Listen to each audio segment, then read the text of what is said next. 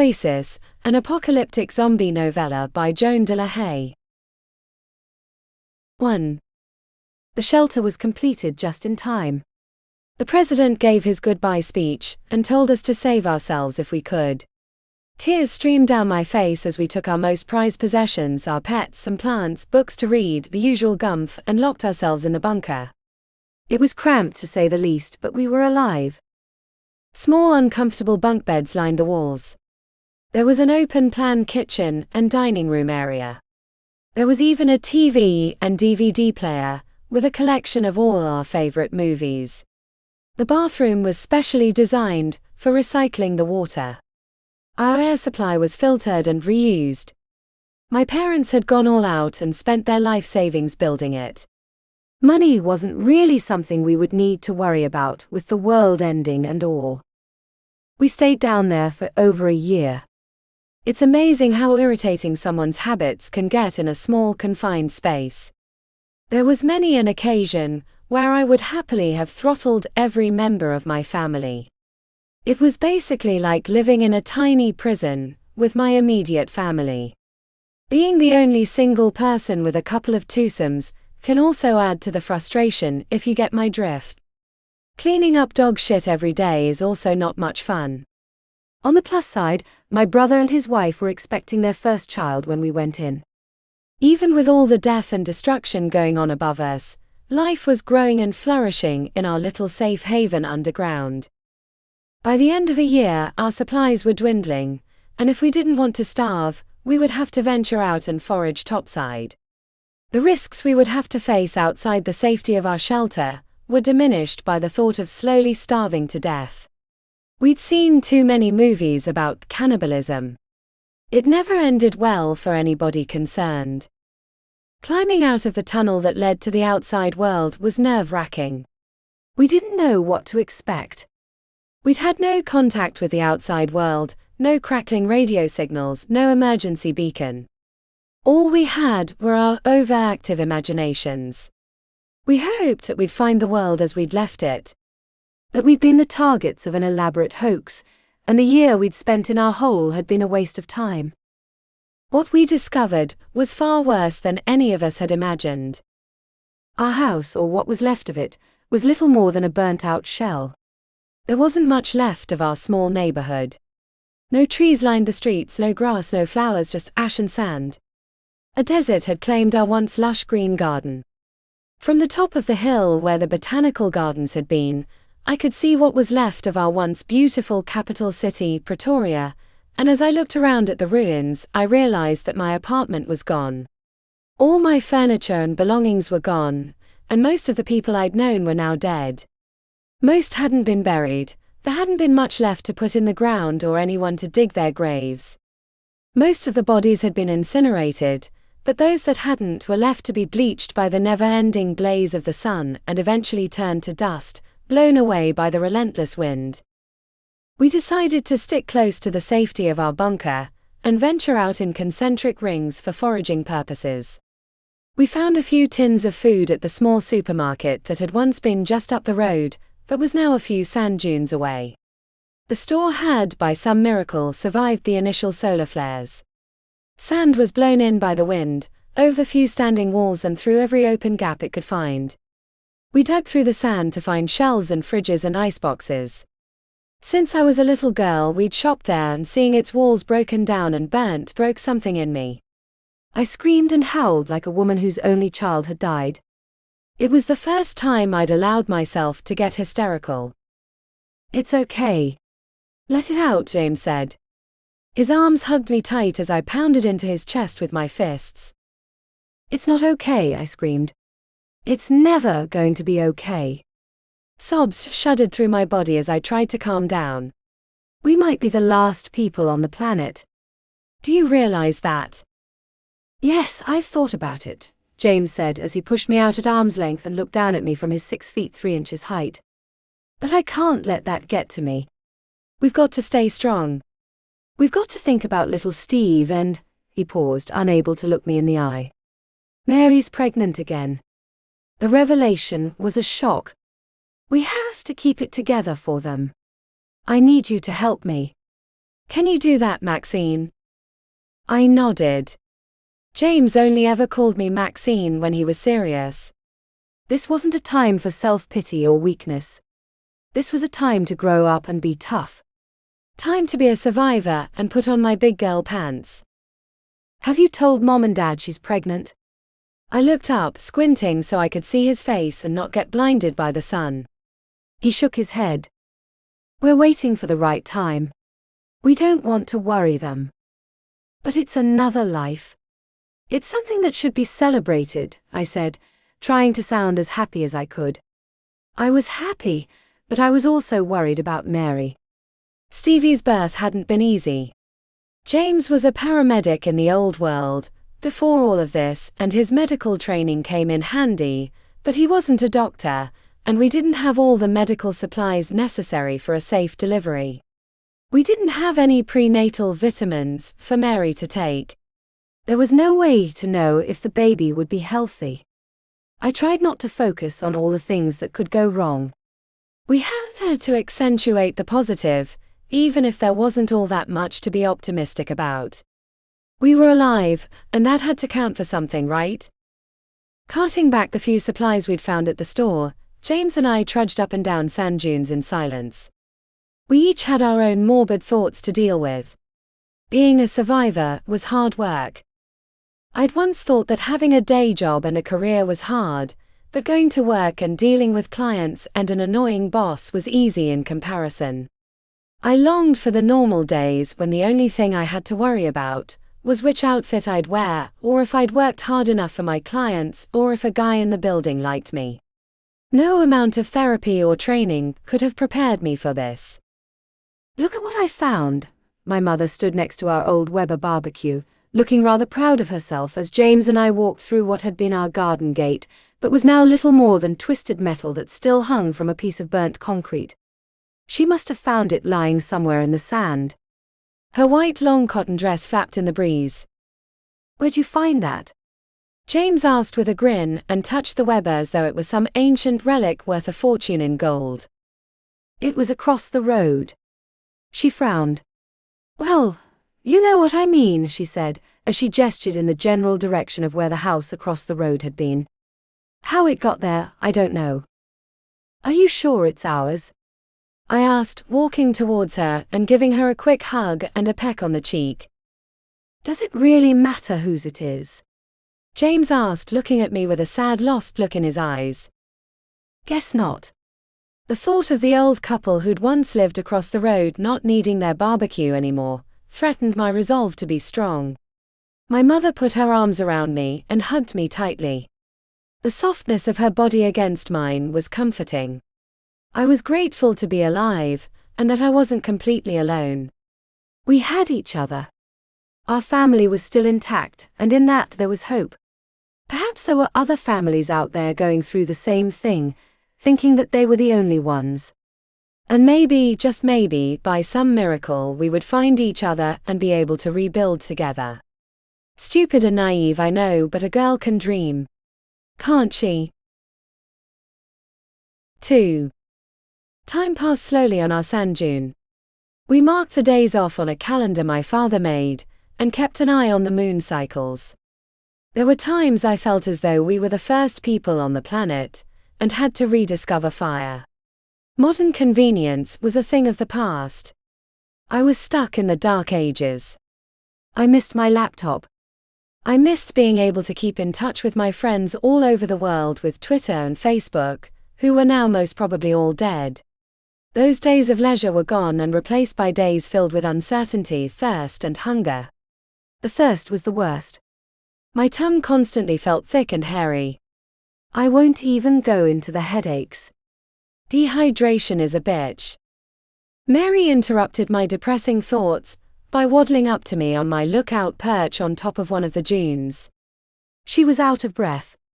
Climbing up a sand dune can be quite the workout, even more so when you're pregnant. Her belly was growing with every passing day. There was now no doubt as to her having a bun in the oven. My parents had taken the news relatively well. We all voted that she'd get a bigger allotment of our daily food and water rations. It meant the rest of us would get less, but for the sake of the baby, we were willing to make the sacrifice. Mary tried to say no, but I could tell by the look on her face that she was relieved. It was strange to think that we were almost the same age. Only 2 years separated us. I decided to get a career, men and children could wait. She, on the other hand, had decided to get married and have babies. Now the chances of my ever meeting a man and settling down were pretty much as extinct as all the animal life on our planet.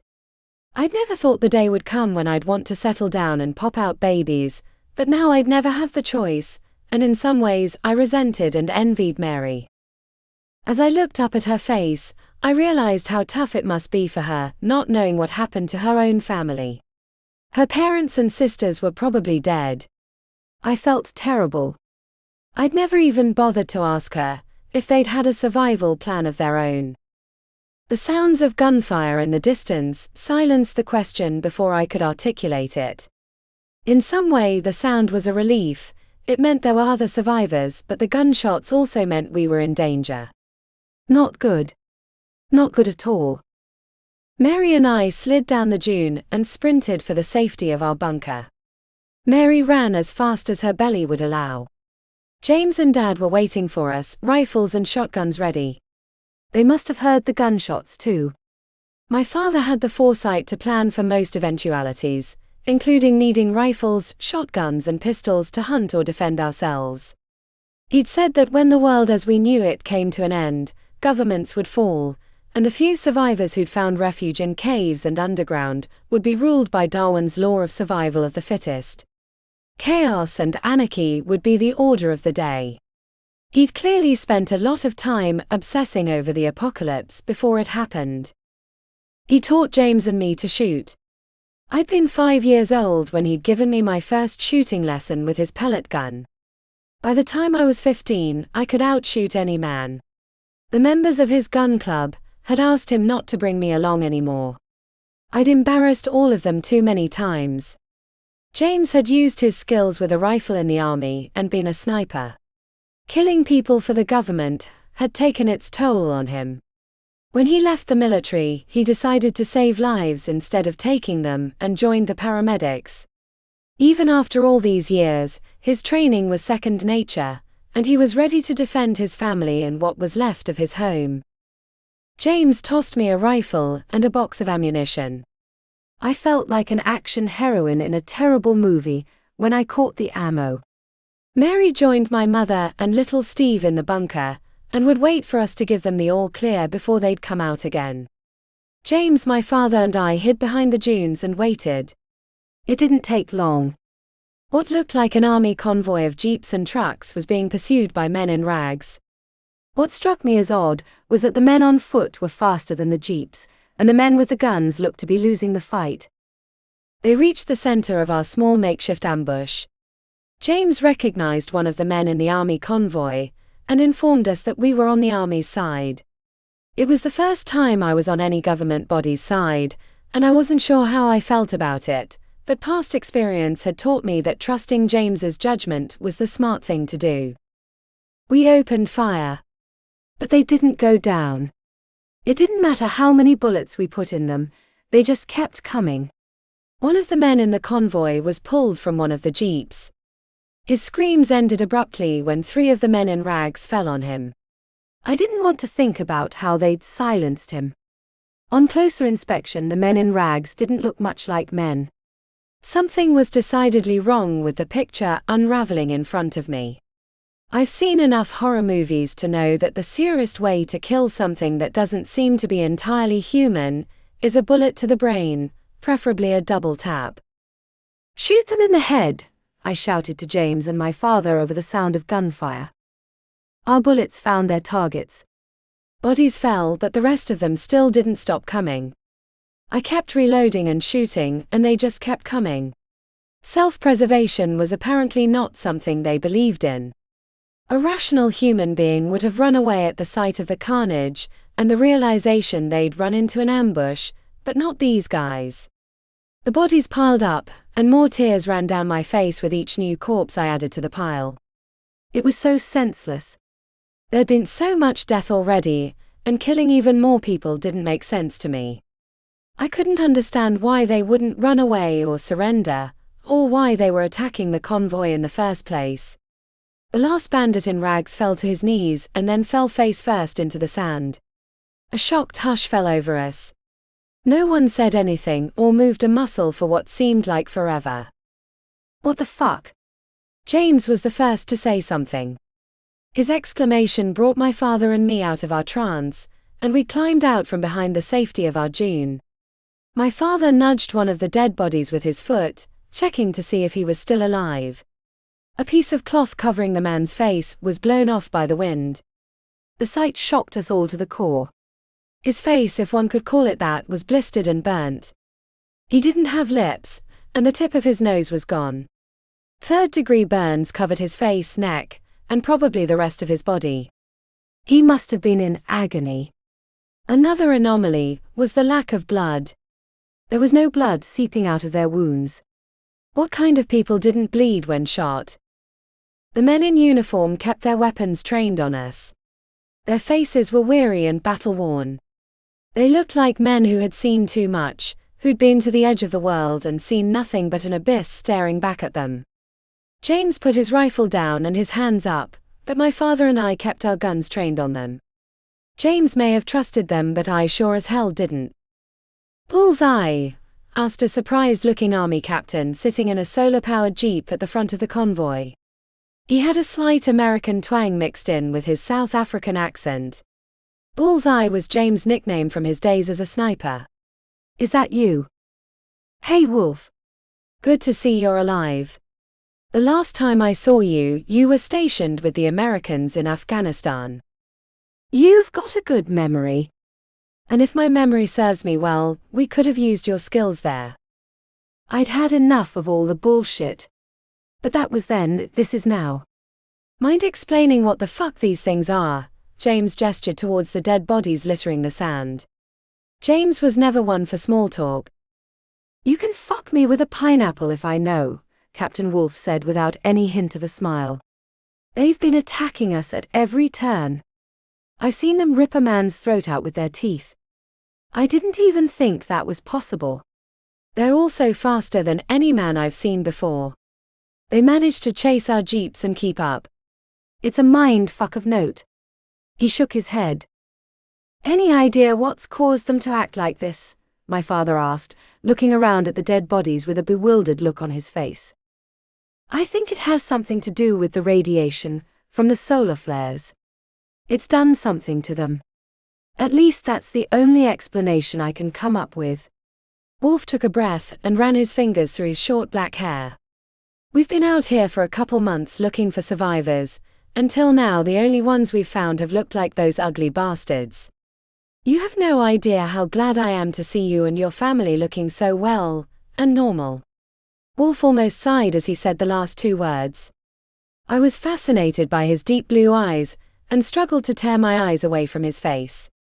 He was the first man I'd seen in over a year, other than James and my father, and they didn't count. "And you have no idea how happy we are to see you." "We were starting to think we were the last people on Earth," James said as I walked up behind him and gave him a nudge in the ribs with my elbow.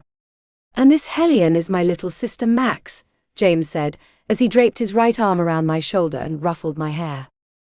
"Good thing she doesn't look like you," Wolf said with a grin. I'd almost forgotten how it felt to have a man look at me like that. The thoughts racing around in my head made me blush. "Where'd you come from?" I asked once I managed to find my voice. I silently prayed that my face wasn't too dirty, and that my hair looked okay. "Vanity, thy name is Max. The United Nations built underground bases worldwide, once it got the news about the solar flares from NASA. We were stationed at the South Pole, and that's where we're supposed to take any survivors we find." He smiled. It was the sexiest smile I'd ever seen. I was going to enjoy those lips. My hormones fired on all cylinders. Sex was the only thing I could think about. What is it about almost dying or being in danger that makes one think about sex more than usual? And then there was the fact that I hadn't had any in a very long time. "What's with you?" James asked as he poked me in the ribs, making me blush even more. I felt my cheeks burn. "Nothing." I looked down at my sandal-clad feet, trying to hide the embarrassment stamped on my face. I wanted to be sexy and alluring, not awkward and stupid. I was out of practice. I peeked up at Wolf's face through my eyelashes. His eyes stared back at me with hungry, intense heat. He probably hadn't been laid in a while either. My heart beat a nervous, excited staccato in my chest. "So, shouldn't we do something about the bodies?" I asked, trying to distract the attention off of me. "Yes," Wolf said. "We need to burn them." While Wolf's men piled the dead bodies together, my father let Mary and my mother know that they could come out, it was safe. Mary screamed when she saw the funeral pyre. My mother stared in silent horror and shock. She then checked me for bullet holes, blood or any wounds. Only once she was satisfied that I was completely undamaged did she allow herself to breathe. "What the devil do you think you were doing, young lady?" she said as she gripped me in a tight hug and tears ran down her face. "You should have been in the bunker with us. You could have been killed." "But I wasn't." "I'm perfectly capable of defending myself, and besides they needed me." "Ma'am," Wolf interfered, which was a rather dangerous pastime. "Your daughter was incredibly brave and saved our lives. You should be very proud of her." "Young man, I don't know who you are, but I don't need you telling me how proud I should be of my daughter. I know exactly how brave she is. Why do you think I have so many gray hairs?" "Each one of them is because of her bloody bravery." "Sorry, Ma," I said, enjoying the hug and feeling guilty for worrying her. "You are going to make me old before my time, my girl." Placing a kiss on my forehead, she hugged me tighter. She sometimes forgot that I wasn't a teenager, hadn't been one for quite some time. The smell from the pyre reminded me of roast pork. The thought made me throw up all over Wolf's Jeep tire. Meat and I had never been friends. The smell had always affected me badly. "You okay?" Wolf asked. Genuine concern furrowed his brow. "I'll be okay. It's just the smell," I managed to say before throwing up again. "You'll get used to it," James said as our mother rubbed my back. "I hope not," I said as I wiped my mouth with the back of my hand. Wolf handed me a canteen. I drank the cold water with gratitude. "Ma'am," Wolf said to my mother, "We need you to pack up your belongings as quickly as you can, and for you and your family to come with us. It's not safe for you to stay here. The fire will attract the others." "The others?" my mother asked with a confused expression. "Yes, ma'am. The others." Wolf gestured with his head in the direction of the bodies being burnt on the pyre. "We haven't been able to come up with a better name for them yet." He shrugged. "Oh." Her face went several shades paler. "And where exactly are you going to be taking us?" "Our base at the South Pole, New Atlantis." 3.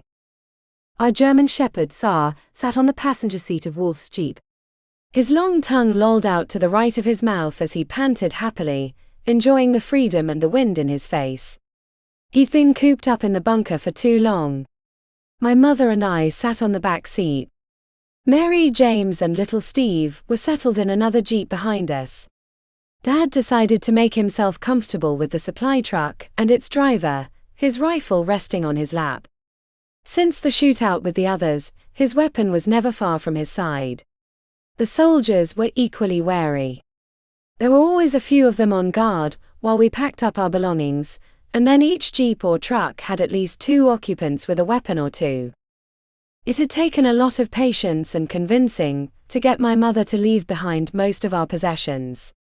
There wasn't space for them on the supply truck that held medical, water, and food supplies to feed Wolf's unit, and any survivors they found, including us. We also had a new medicine that Wolf gave us. A pill that would counteract the radiation we'd been exposed to since climbing out of our bunker. Apparently, if we didn't take the medicine, we could end up like the others. Needless to say, that news did not go down well. Even though the radiation from the sun being the cause of those people turning into those things was just a theory, it was a case of better safe than sorry.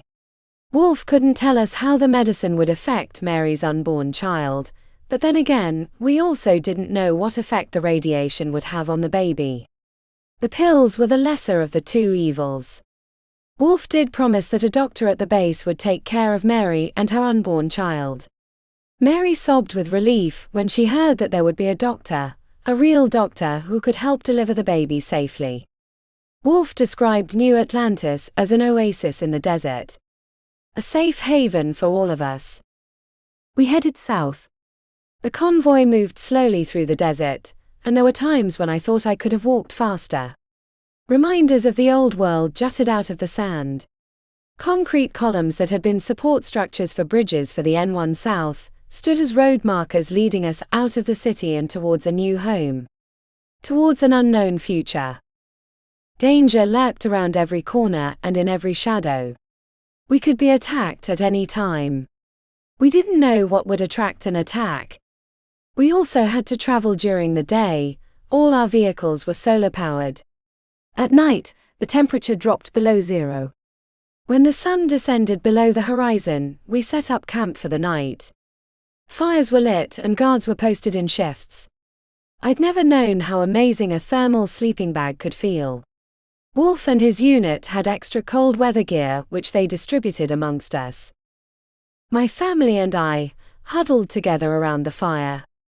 Little Steve slept nestled on his father's lap, safe in the knowledge that he was loved and protected. The rest of us had more difficulty sleeping. Even though we wore the coats, scarves and knitted hats, the cold still penetrated through the layers of clothing and nipped at our exposed faces. My nose felt as though it would fall off.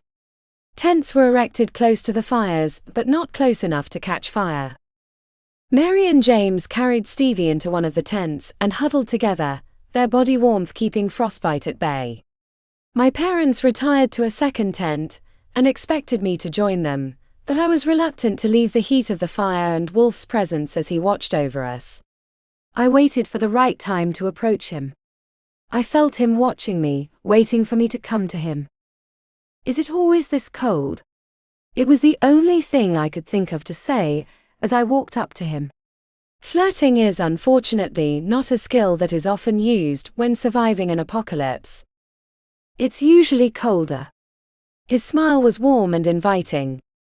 I take it you didn't spend nights out in the open, back at your place? Nope, we always spent nights down in the bunker where it was warm and cozy. My teeth chattered as I spoke. My whole body shivered. Come here, he said as he pulled me towards him. I felt his body warmth through the layers of clothes. I felt hard muscle through his cold weather uniform and parka. I wanted to sneak my hands up into his clothes and stroke his naked stomach muscles. A blush crept up towards my cheeks as I tilted my head up and looked into his dark blue eyes. His lips hovered close to mine. I wanted to feel his lips on mine. He pulled me closer. I stood on my tiptoes to reach him. His strong hands cupped my ass while my hands gripped the back of his head and pulled his face closer to mine. Our lips touched and our tongues danced. The cold was forgotten, fought off by the heat our bodies felt. The sound of gunfire and warnings being shouted from different sides of our camp forced us to part. A bullet whizzed past my head, and the ground slammed into me. Wolf lay on top of me, his body covering and shielding me. Are you okay? He whispered in my ear. Yes, I think so, I whispered back. Are you? Yes. Stay low and follow me. His rifle that had been slung over his shoulder was now firmly gripped in his hands. Keeping the barrel low, he led me towards the shelter of one of the jeeps, where my father and James were using the others for target practice. Make yourself useful, James said as he handed me a rifle. I'd shot a handful of them when we heard a scream coming from our left flank. The sound of gunfire ceased. The only sound that drifted on the wind was that never-ending scream. My first thoughts were of my mother and Mary. Where were they? Were they safe? And where had the others disappeared to? Where's Mom? I asked, looking from James to our father. They're under the Jeep, Dad said, gesturing between the tires we'd been using as shields. Peering into the darkness under the Jeep, I spotted Mary, Mom, and Stevie hugging a shivering Tsar. The dog hated loud noises and was always reduced to a quivering heap of fur. The sight of them made me want to kiss their fluffy little heads, including Tsar's rather large one. The others were swallowed up by the darkness, leaving behind their latest victim. It was Wolf's second in command, a lieutenant everyone called Zulu. I wasn't sure if the reason for the nickname was because of his tribal background, or because it had something to do with the letter Z. He looked like a Zulu warrior, and would have made his tribe proud. He'd struck me as being incredibly brave, the type of soldier you wanted in a fight. One of the others had bitten him, ripping off a large chunk of his cheek and neck. Blood gushed out of the wounds, turning his brown desert camouflage uniform red. James opened up a field medical kit, which he'd gotten out of the supply truck. His medical training was put to good use. I'm not sure how much I'll be able to do for him, except clean the wound, put some gauze over it, and try and alleviate as much of his pain as I can, James said in a hushed tone to Wolf so that Zulu couldn't hear him. I'll try and keep your pretty face intact, he said to Zulu as he cleaned the wound and pasted on a reassuring smile. You're also going to need a tetanus shot when we get to the base. We don't know where the ugly fucker who did this to you has been. Zulu thankfully stopped screaming. His screams had been disturbing, and reminded us that we weren't on a pleasure safari through the desert. Not that the threat of constant attack didn't add to the whole desert atmosphere. Stevie sobbed while his mother cuddled him and made those soothing sounds that only mothers know how to make properly. Max, James said, not looking at me while he worked on Zulu. I'm going to need your help. What do you need me to do? I asked as I sunk down on the sand next to him, grateful to have something to do. I need you to get the saline drip out of the kit for me. Can you do that? His voice was calm and in control. I nodded and tried to keep my hands from shaking too badly, as I dug around in the medical kit trying to see in the dark. I'm also going to need you to find the gauze bandage, James said. I watched in awe as James first washed the wound out with saline, and then applied betadine ointment to prevent infection. Packing the wound closed with gauze pads, he then bandaged his face up and proceeded to do the same to Zulu's neck. Once Zulu was bandaged up, James found a vein in his arm and connected the saline drip. Luckily I've got some morphine to help with your pain. It'll keep you comfortable until we get you home. The swelling was visible under the bandage James had applied to Zulu's face. Pain distorted his features. Max, I'm going to need some more morphine, James said as he took the medical kit from me and searched through it. Okay, where will I find that? I asked, looking from James to Wolf.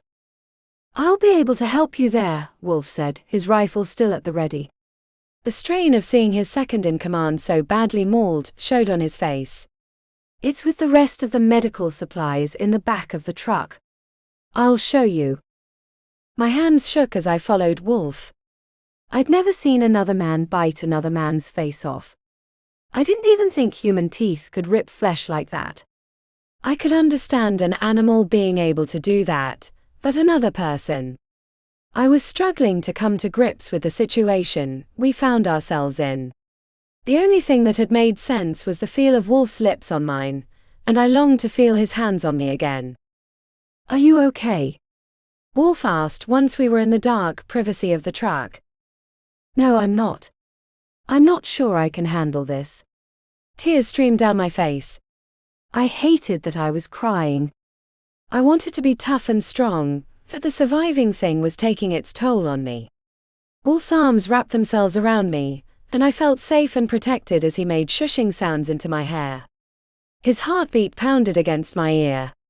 His lips were warm against my forehead as he placed sweet little kisses that made me hunger for more. His face was hidden in the shadows as I traced his features with my glove-clad fingertips. I found his lips with my fingers and he kissed each tip. Our hungry lips found each other again and drove away the strain and fear we both felt. Our clothes found their way to the floor of the truck. His hands explored every inch of me, and I responded in ways I'd never thought possible. Crates lined the sides of the truck, and the wood bit into my flesh as Wolf placed me on top of one of them. My legs wrapped around his waist as he thrust deep inside me. "You feel so good," he whispered in my ear. Words failed me as my senses were overwhelmed by the emotions and sensations stirring at my core. It had been such a long time since I'd been able to surrender myself to another person like that. The last guy I'd slept with had been a one-night stand, and he hadn't had the expertise of Wolf's hands and body. Wolf used every part of himself to send new waves of ecstasy crashing through me. As each new wave hit, I thought I'd be ripped apart, that my body wasn't big enough to contain these new sensations. Just when I thought I couldn't take any more, he slowed down and showed me even more pleasure, sending me over the edge. I felt his body quiver as he finally came. Our kisses were now gentler, less demanding. Our hunger satisfied. "What the devil is taking so long? Oh." James' head appeared at the back of the truck, and quickly disappeared again. "Sorry. Didn't mean to interrupt." "The morphine can wait till you're done. No rush. No one's busy dying or anything like that." "Really?" Okay. Anyway." Wolf and I listened to his quickly retreating footsteps crunching on the sand. "So I guess we should." I stumbled over the words. "Get back to reality." "Unfortunately." Wolf's voice was full of regret as he ran his fingers through my tangled hair. "I wish we could stay here." "Me too." I kissed him once more before climbing off the crate, and looked for my clothes in the dark. As the heat of our passion calmed down, the cold rushed back and bit my naked flesh. Getting dressed quickly was somewhat tricky, and Wolf and I bashed heads on more than one occasion as we both struggled to get our clothes back on. The post-coital clothing shuffle at its most ridiculous. "The morphine's over here." Wolf pointed towards the back right-hand corner. "There isn't enough morphine to last very long." "James needs to be careful with it. If anybody else gets hurt, we won't have enough to treat them." He looked over the crates piled on top of each other and shook his head. "I'll tell him." "Thank you." With one last kiss he was gone, leaving me more worried about our supplies and our predicament than ever before. Our future hung by a thin thread, and anything could tip the balance. We were screwed, and not in a good way. 4. The moment the sun came up the next morning, the air sizzled with heat. We weren't used to the extreme temperature changes. None of my family members had ever experienced going from minus temperatures to something like 50 degrees Celsius in the shade. Not even James had seen such extremes during his time in Afghanistan.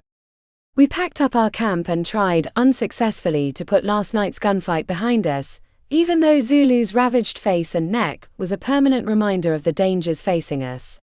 Wolf, James and a couple of the soldiers carried Zulu on a stretcher and placed him in the back of the supply truck.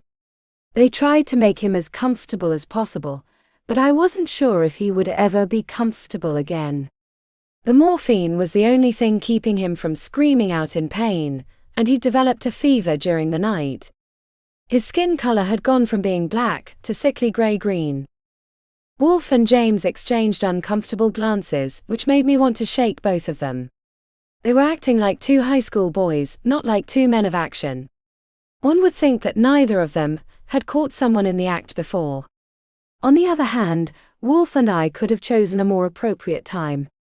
We should have waited until after we'd gotten Zulu the morphine, but it had just been one of those moments that sort of got away from us.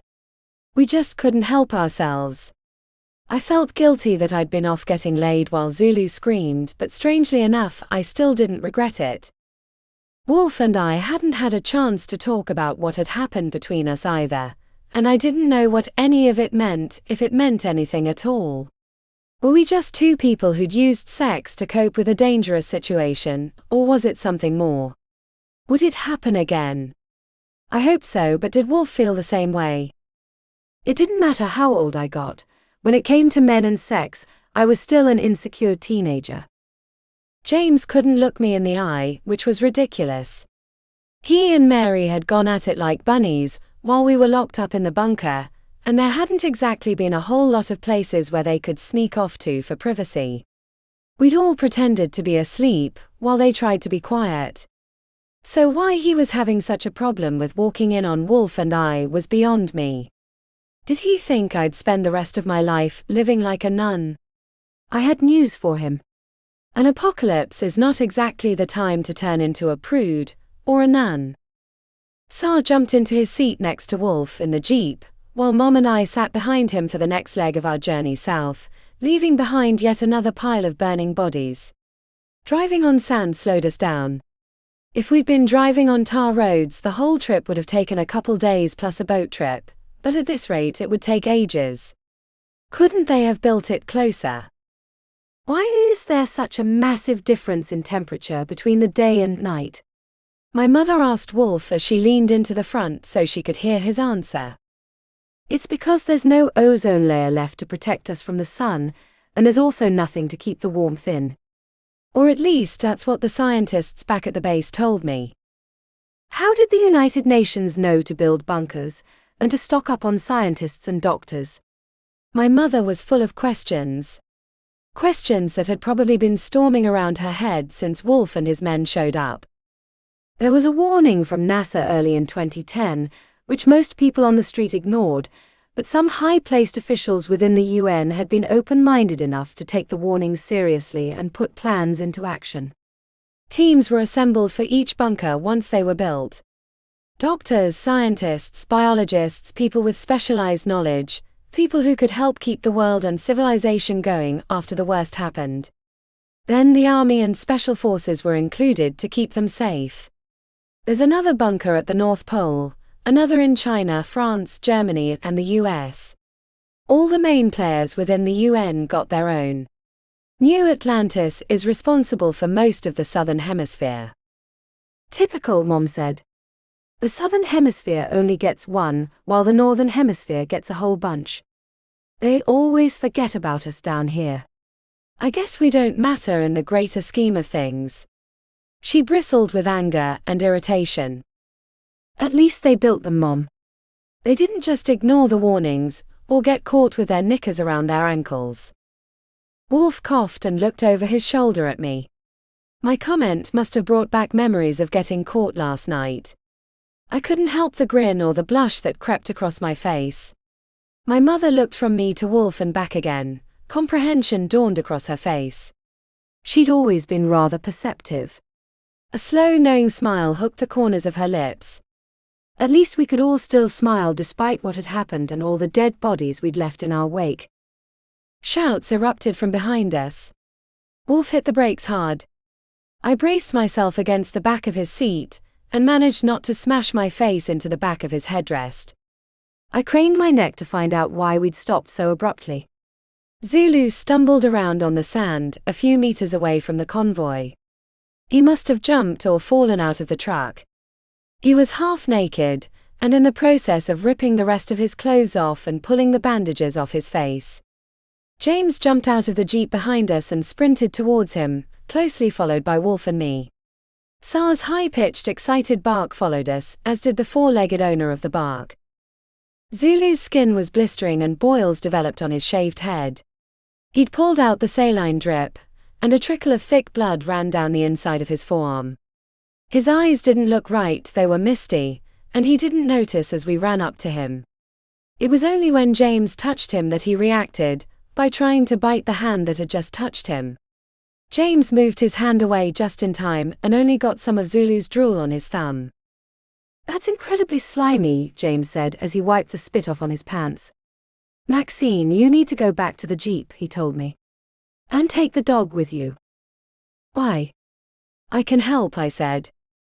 "No, you can't, and you don't need to see this." "Don't be so bloody patronizing." "If I can shoot and kill the bastards who did this to Zulu, I can sure as hell see this and hear what you have to say to Wolf." "I hate to say it, but your sister's right. You can't have it both ways. If you expect her to be part of the unit when we're under fire, then she's part of the unit in all aspects." I wanted to kiss Wolf for taking my side. And you're just saying that so you can keep fucking her under everybody's noses. She's my sister, and it's my responsibility to keep her safe, including from you. James shoved Wolf with his index finger. Oi! I shouted at James. This is not the time for your overprotective bullshit. I gestured at Zulu, who was wandering further away from us and the convoy. We've got more important things to deal with, so put your testosterone aside and focus on the real problem. We followed Zulu as he stumbled over sand dunes. Where do you think you're going? Wolf called after him. I don't think he knows what he's doing or where he's going, James said. The infection from the bite has spread, and is far worse than anything I've ever seen. It's almost as if he's got rabies. Rabies? You mean from the man who bit him last night? I asked the stupid question. I was the queen of stating the obvious. He's frothing at the mouth, his fever and his behavior. It all fits rabies, James said. It could also be from the radiation. The blisters and the boils, Wolf said. Does it really matter? I asked. What are we going to do about him? First, we need to get him back to the truck, sedate him.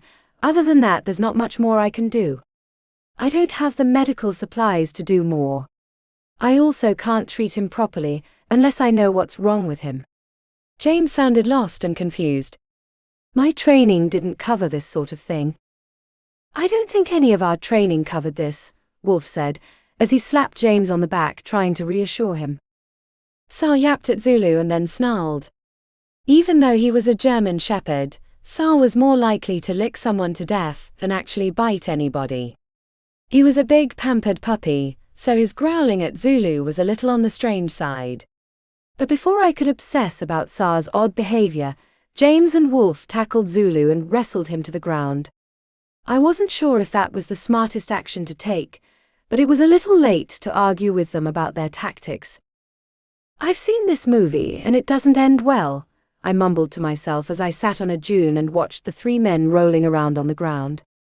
Men, I said to Sar, who stood next to me, his hackles up and growling. James went for a flight thanks to Zulu throwing him through the air as though he were a rag doll. Wolf rolled away to avoid being bitten. Zulu's teeth were looking a little on the rotten side, and his gums were bleeding. I didn't even want to think about the germs and bacteria he could transfer with one bite. James' medical kit sat next to me on the sand. I wondered if there was anything in it that could make Zulu a little more amenable. Unzipping it, I found all sorts of interesting things, most of which I had no idea what to do with. James, I called. Not now, Max, he shouted back. I'm kinda busy right now. But James, I shouted back. Not now. He ran at Zulu head first. It was a poorly executed rugby tackle that didn't entirely go as James planned. Rummaging around some more in the medical kit, I found a new syringe and needle still in its packaging, and a few vials of liquid I couldn't identify. All the bottles had names with very scientific names. Then I found one I recognized, ketamine.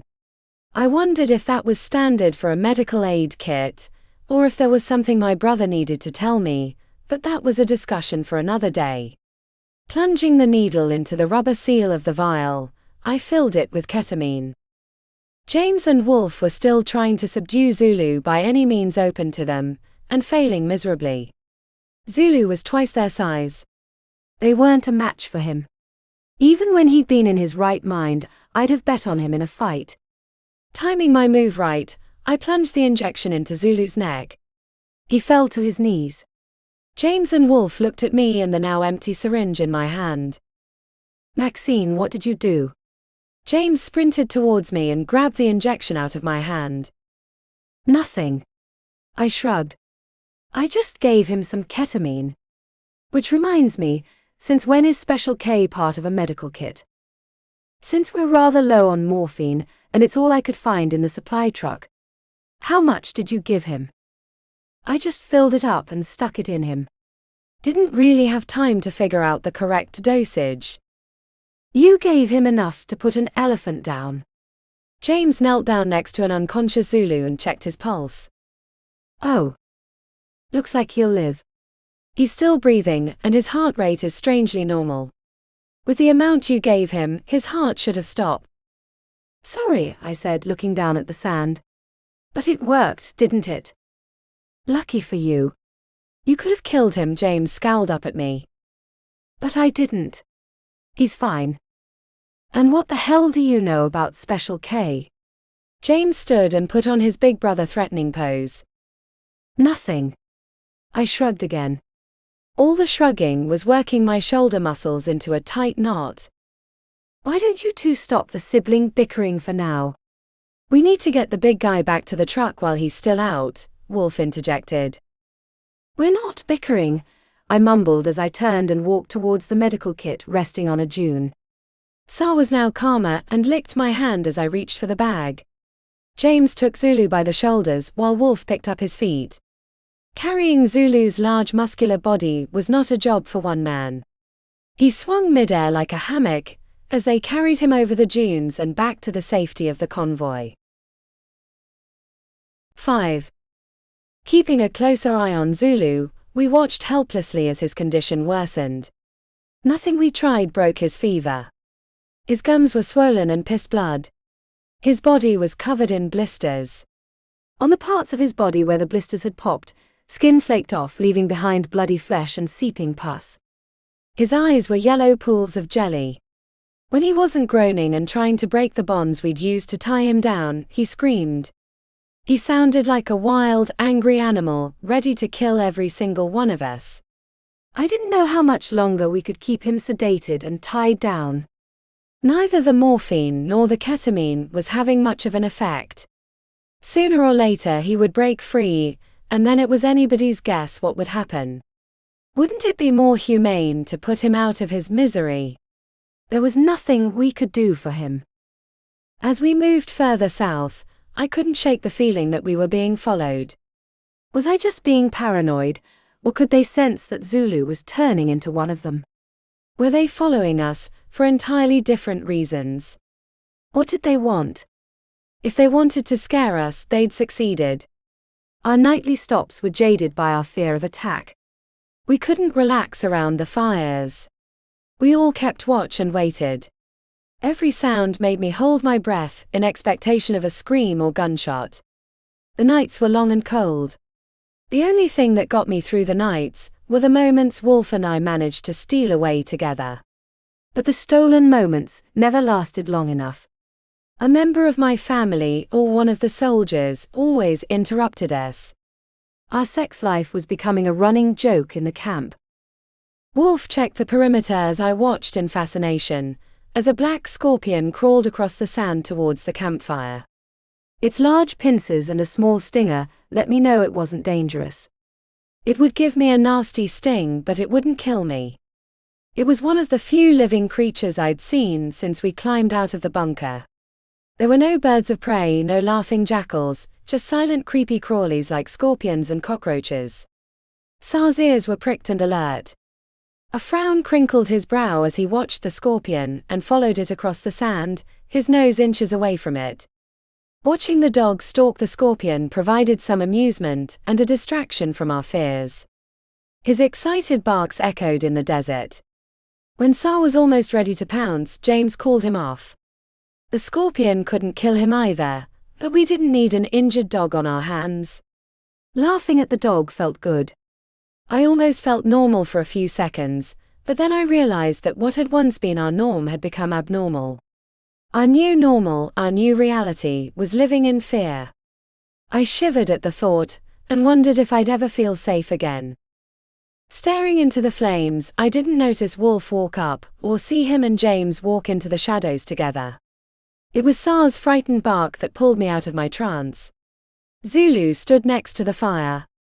Flames reflected in his black eyes as he stared at me. The last time I'd checked in on him, his eyes had still been yellow, jaundiced due to liver failure, or so James had told me. But now they were pitch black, almost demonic looking. I stood up slowly and put my hands up so that he could see them. I didn't want him to feel threatened. Sar stood next to me, The hackles on the back of his neck were up as he growled. "It's okay, boy," I tried to soothe Sa and hoped that my voice might have the same effect on Zulu. Wolf and James emerged from the shadows behind Zulu. They exchanged a look I didn't understand. I wasn't sure I wanted to understand it. It all happened in slow motion. Zulu jumped over the fire towards me. His teeth were now sharp enough to slice and dice my body parts. Wolf and James took aim and fired.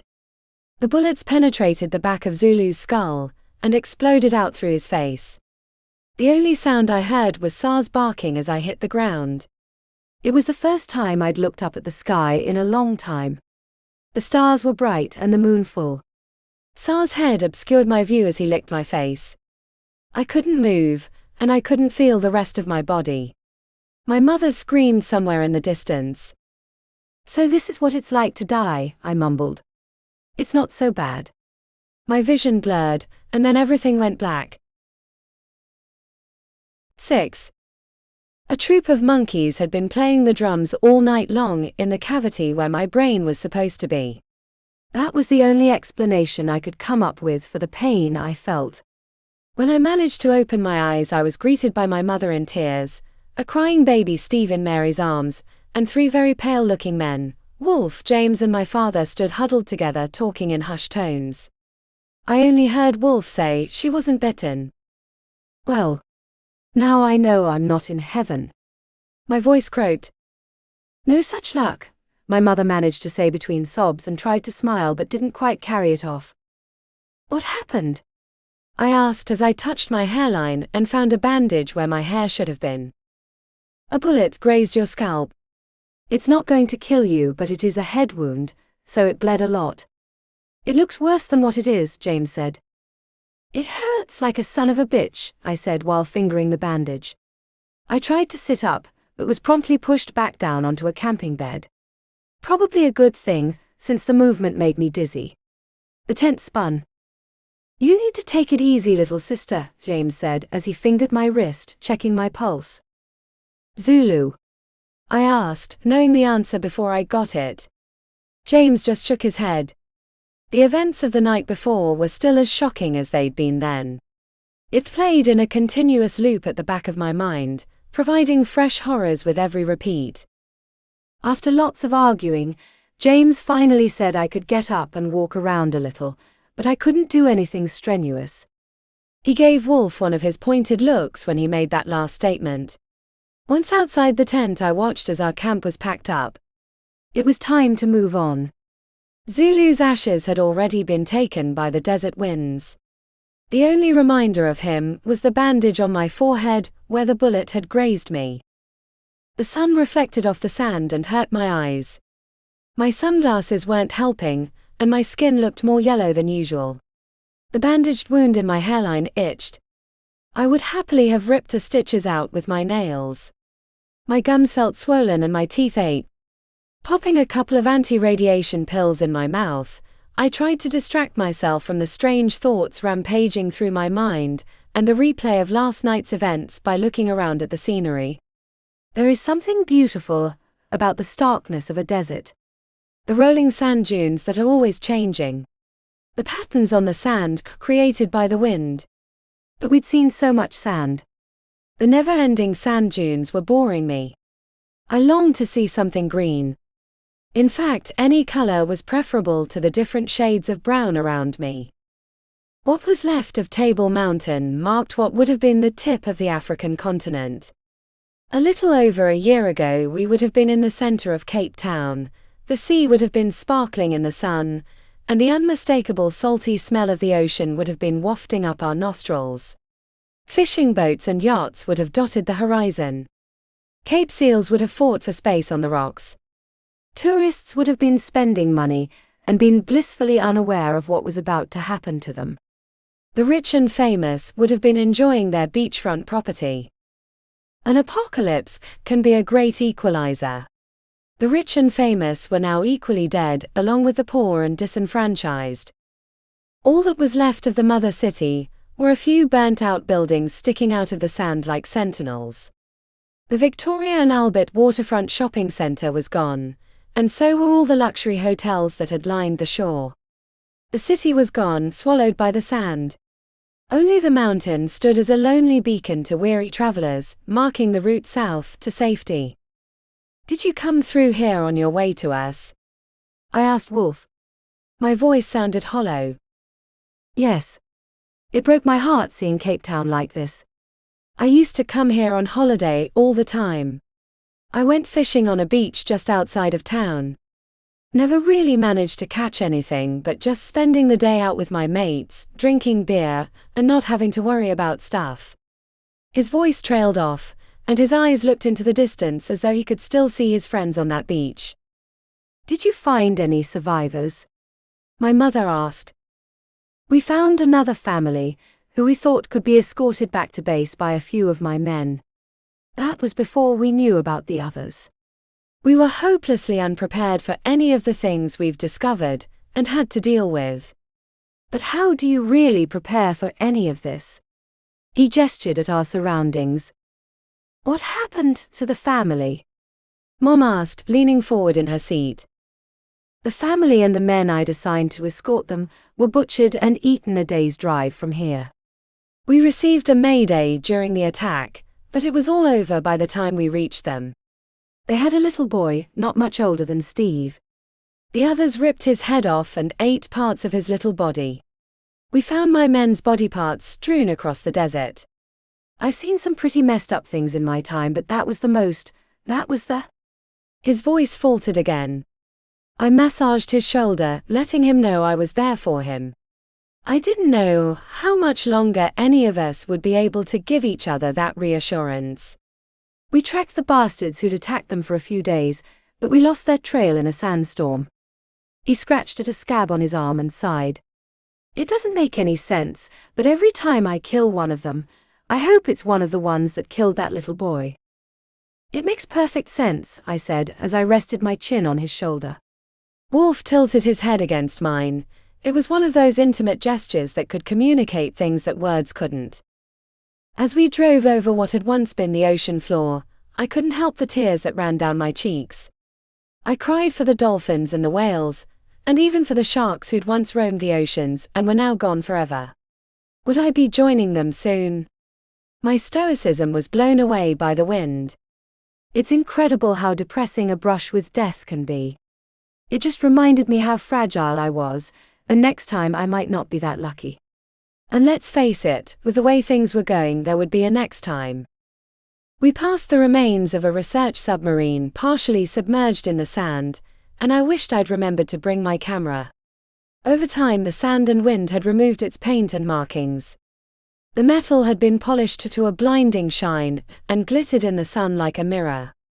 No water in the atmosphere meant no rust, just the sand and wind slowly eating away at the metal. At least this submarine had made it into the ocean. Our government had purchased a whole fleet of them, from the French government. The only problem was, we didn't have anyone in our navy who knew how to drive the damn things, so they ended up rusting in the dry dock, propped up on bricks like a car wreck without any tires. "I wonder what happened to the crew?" I asked out loud, not really expecting an answer. Both my mother and Wolf shrugged. There were so many different ways they could have died, and my imagination decided to delve into the most painful ones. Being boiled alive on the submarine was the first option that thrust its way to the forefront of my overactive imagination. They'd have been underwater when the first solar flares hit. It would have affected all their electronic equipment, sending the submarine to the bottom of the ocean. When the second and third round of flares hit, the sea around them would have been turned into a boiling fish stew, and they'd have become just another one of the unfortunate ingredients. I wondered how many of them had prayed to a god I couldn't believe in anymore. How many of them had panicked and tried to get out of their boiling pot? And how many of them had resigned themselves to the inevitable embrace of death? How would I react at the end? I hoped I'd be strong and brave, that I'd accept it with some grace. I didn't want to be one of those women who screamed hysterically. But until then, I had every intention of staying alive, and fighting tooth and nail to stay that way. 7. That night we camped under the bleached white skeleton of an orca whale. The campfire lit up the inside of its ribcage, reminding me of a scene in Pitch Black with Vin Diesel. Okay, only the huge skeleton thing was similar. The monsters we faced were totally different from those Vin battled. In Pitch Black, almost everybody died a horrible death. Would that be the case here? Wolf and his men seemed to be more on edge than usual, probably haunted by the memory of the family and the men that were killed in the vicinity a few months earlier. It was pathetic if you asked me. They were dead, time to move on. The cruel thought shocked me. It wasn't like me to think like that. There were so many unfamiliar emotions running through me. I didn't know what to do with them. The only thing I did know for sure was that I had to keep a lid on them. The last thing I needed was to lose it. I also didn't think my going Looney Tunes would go down well with my family and the rest of Wolf's team. My mother had never been particularly tolerant of any sort of hysterics. I remember receiving a firm slap the one and only time I got hysterical as a teenager. It was a sobering experience. An overwhelming urge for raw steak gnawed at my stomach, which was strange. I'd never had a taste for raw meat before.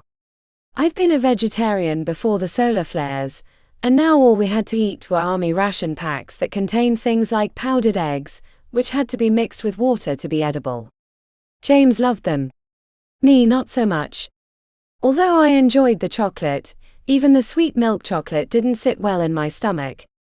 The only food my stomach seemed to want was meat, preferably raw, and of that there was a sad shortage.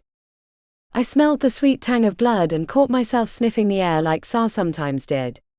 I had to know where it was coming from. I followed my nose to the other side of the campsite, where some of Wolf's men were competing to see who was the fastest and most accurate with a knife, by plunging it between each of their fingers and seeing how fast they could do it. I'd only seen it done in movies, never in person. One of them had lousy aim and managed to slice his hand open.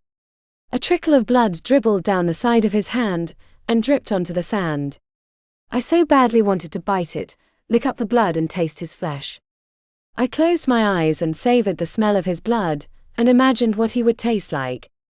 Licking my lips, I made my way towards him. The closer I got, the better the blood smelled, and the hungrier I felt. I was starving. I had to taste him. Just one little bite wouldn't hurt. Max, Wolf called from the other side of the camp, where I'd come from a few moments before. Evening, ma'am, the soldier with the appetizing hand said. Where'd you just come from? His accent was American, probably Texan. Just over there, I said, gesturing to where Wolf was standing. He looked surprised at the distance I'd covered without him noticing. You should take care of that cut. It looks tar nasty. The confused expression on his face as I scampered off was priceless. The hunger I felt for his flesh shocked and scared me. What was I turning into? Was I a cannibal? What were you doing over there? Wolf asked once I'd reached him. They were playing a knife game. I wanted to watch. I grinned, trying to cover the guilt and fear. Did you learn anything from the experience? He asked. They're slow and clumsy.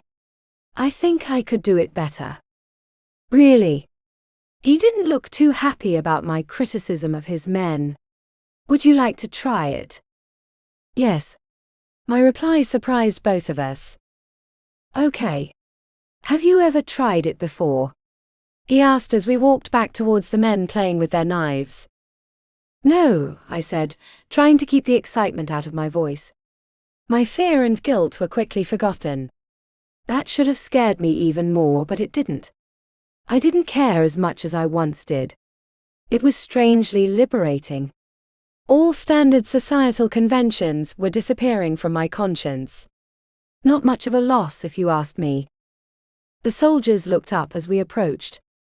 Captain. The appetizer acknowledged his commanding officer. Private, Wolf nodded in his direction. Been a bit clumsy, I see. Yes, sir. Got distracted by Johnson talking about his girl waiting back at the base. I didn't hear anything else he said. The smell of his blood distracted and overwhelmed me.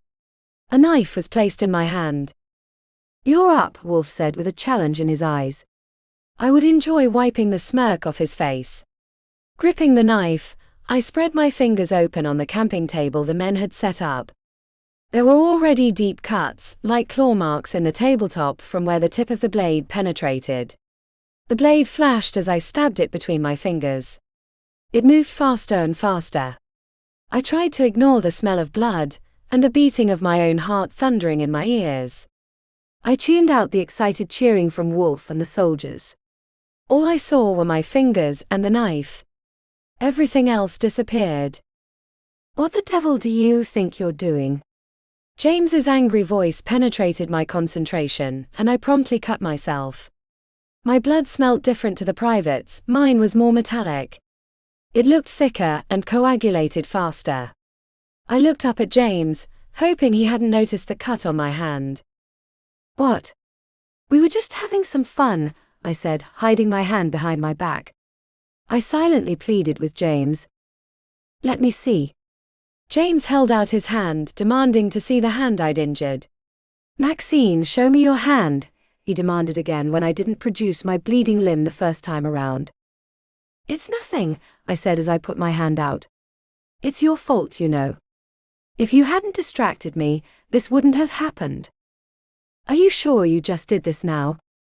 James asked with an unsure tone I hadn't heard in his voice before. "Yes." "Why?" I examined the look on his face. The frown was worrying. "This looks like it's a few hours old, and is showing signs of infection. It doesn't look right." "We're going to have to clean it properly, and keep an eye on it." Casting a glance in Wolf's direction. "Is this your idea of looking after her?" She said she could do it better than Private Roberts, and as it turns out she was right.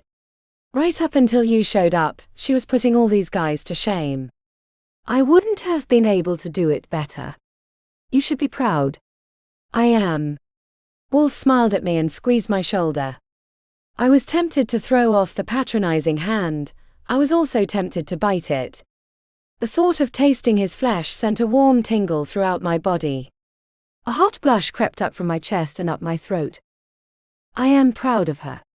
She doesn't need to prove anything to me, and she shouldn't need to prove anything to you, James said as he examined and prodded my hand, which he still held in a firm vice-like grip.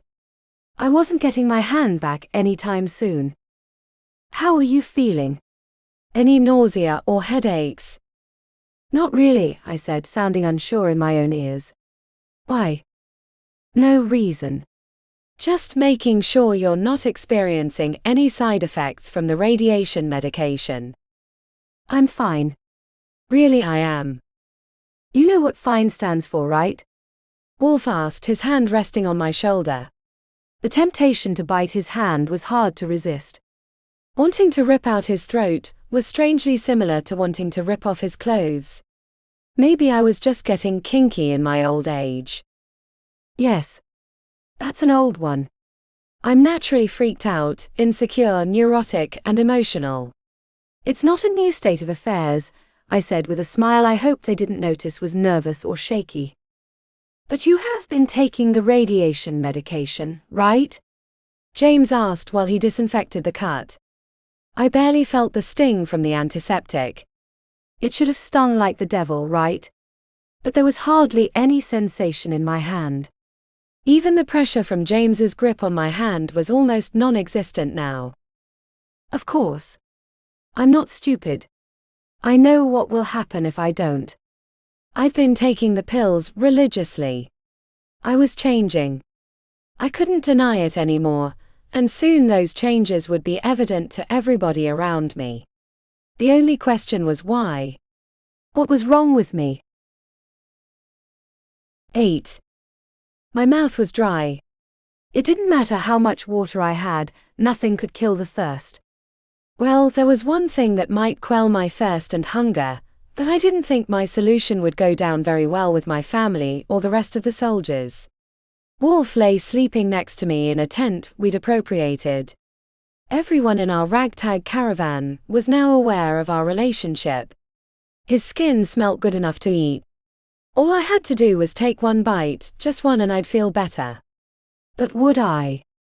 As much as I needed to bite, taste flesh, and hear the wet sound it made when I tore it from the bone, the fear that I might be turning into one of those things, one of the others, really didn't appeal to me, neither did having my brother shoot me.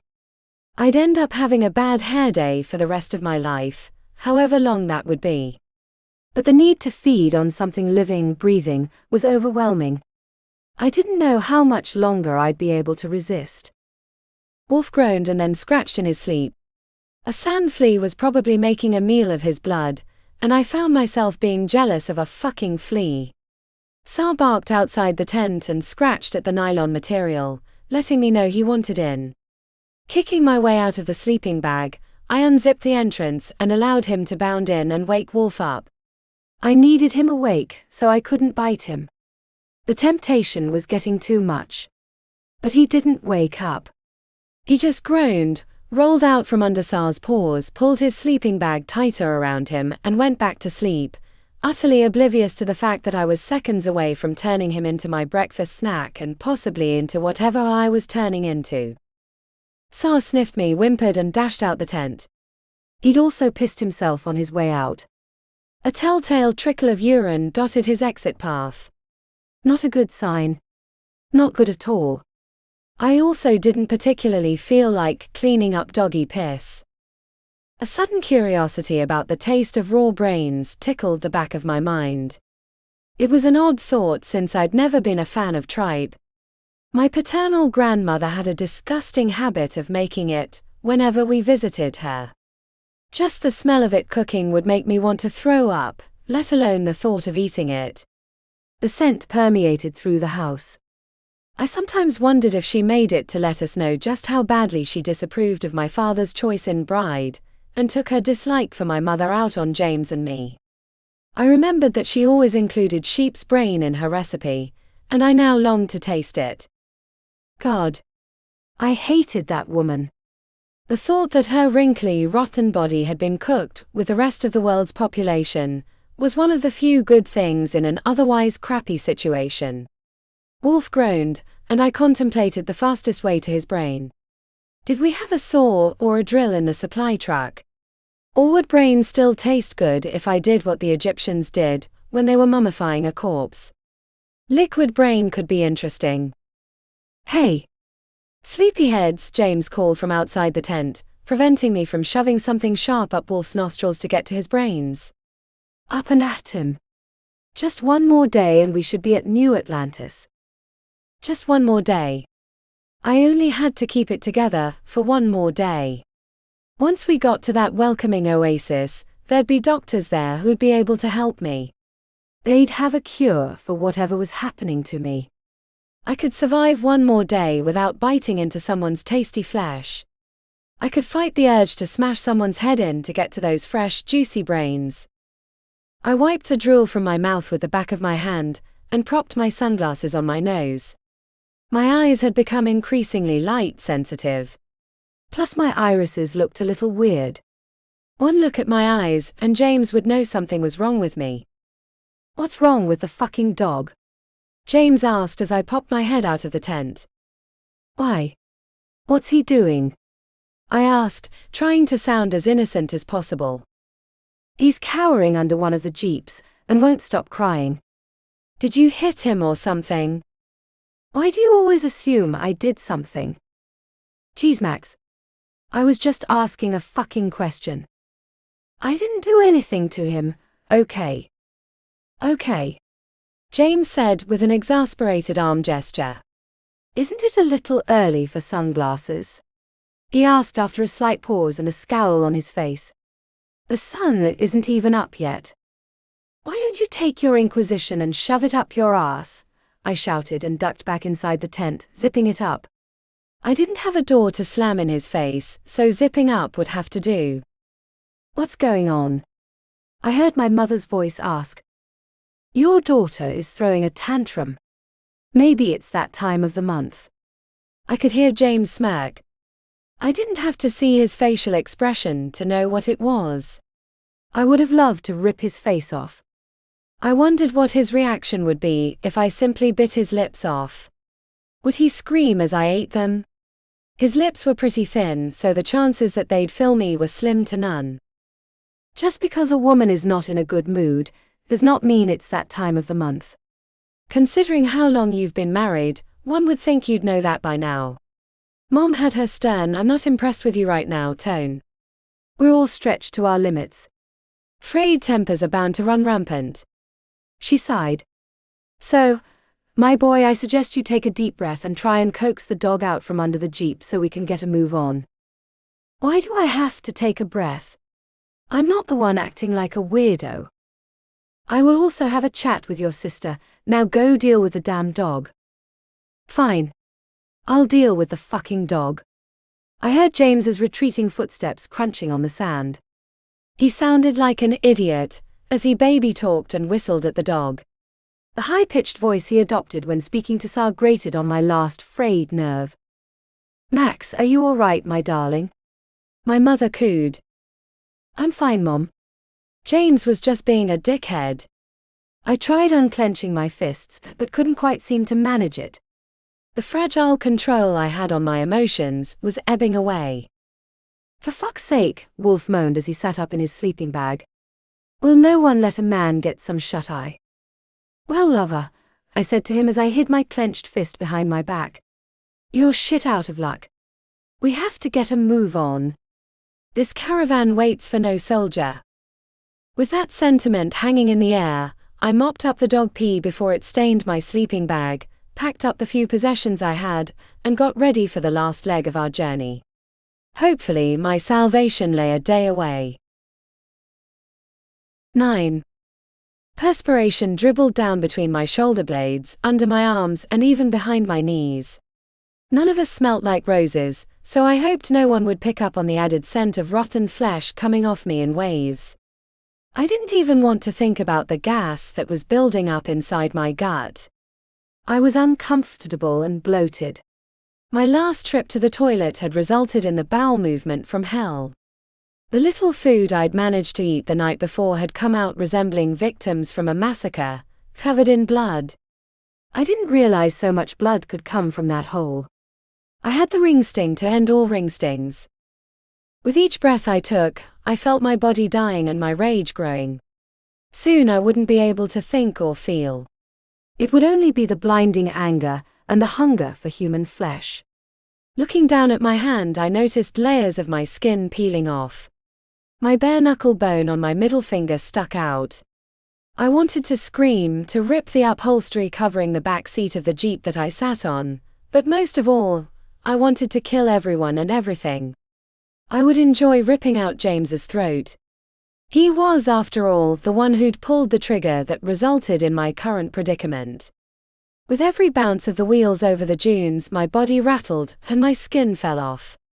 I wasn't sure how much longer my family wouldn't notice that I was turning into a monster. I'd been able to fool Wolf last night, only because it had been dark in the tent. The fact that he was a mindless idiot, only interested in dipping his wick, didn't hurt matters, but in the sunlight with such visible signs.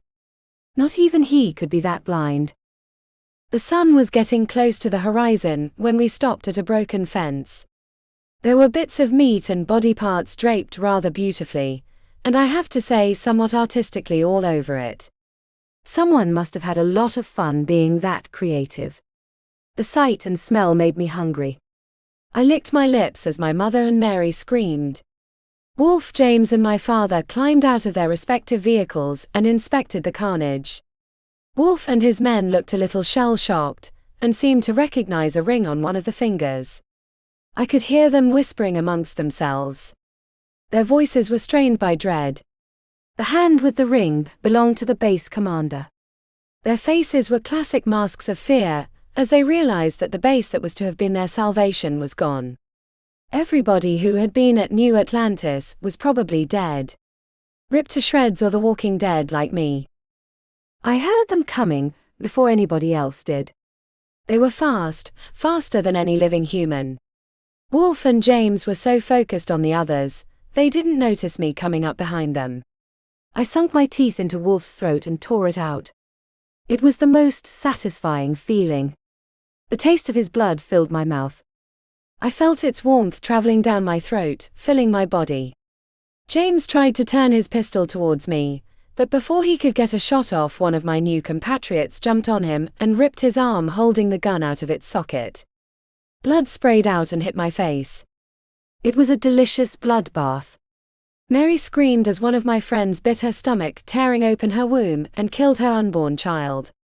My parents disappeared under a pile of my new friends. Their screams were music to my ears. It was a massacre that I enjoyed immensely.